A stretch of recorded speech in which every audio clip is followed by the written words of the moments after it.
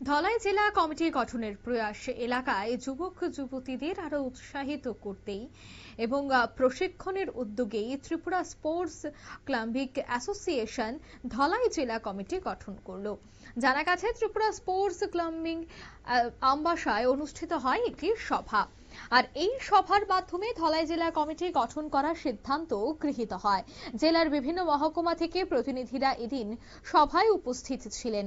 Tripura sports climbing association monitoring এছাড়া rock climbing সহ আরো বেশ কিছু বিষয় সম্পর্কে প্রশিক্ষণ দেওয়া হয়।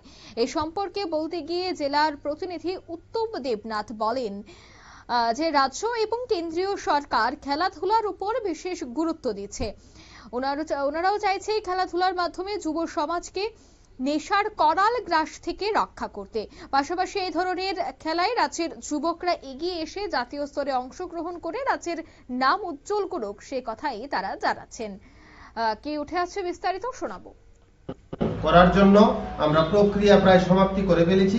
আমরা আগামী দিন এটা রেজিস্ট্রেশনের জন্য আমরা উদ্যোগ নিচ্ছি। সারা রাজ্যের প্রত্যেকটা জেলায় সেই রেজিস্ট্রেশনের জন্য কর্মসূচি অলরেডি শুরু হয়ে গেছে, হয়েও গেছে কয়েকটা ডিস্ট্রিক্টে। আগামী দিন আমাদের জেলায় স্পোর্টস ক্লাইম্বিং এর রেজিস্ট্রেশন হওয়ার পর আমরা 4টা সাব ডিভিশনে বিভিন্নভাবে যুবক যুবতীদেরকে কাজে লাগানোর জন্য আমরা চেষ্টা করছি। স্পোর্টস ক্লাইম্বিং অ্যাডভেঞ্চারের মধ্য দিয়ে যারা শিক্ষা অর্জন করবে, সার্টিফিকেট পাবে, আগামী দিন আসাম রাইফেলসের মতো বিভিন্ন সেন্ট্রাল ফৌজে তাদেরকে অগ্রাধিকার থাকবে সব সময়। তাছাড়াও আমাদের ত্রিপুরার যুবক যুবতীরা অনেক স্ট্রেংথ আছে। ভারতবর্ষের বিভিন্ন জায়গায় এই অলিম্পিক থেকে শুরু করে বিভিন্ন খেলায় কোনো দিকে পিছিয়ে নয়।